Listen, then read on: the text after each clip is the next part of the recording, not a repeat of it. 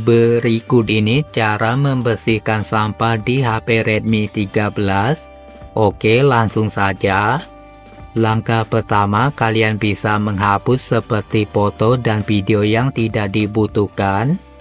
Buka galeri, pilih album, dan temukan opsi terhapus.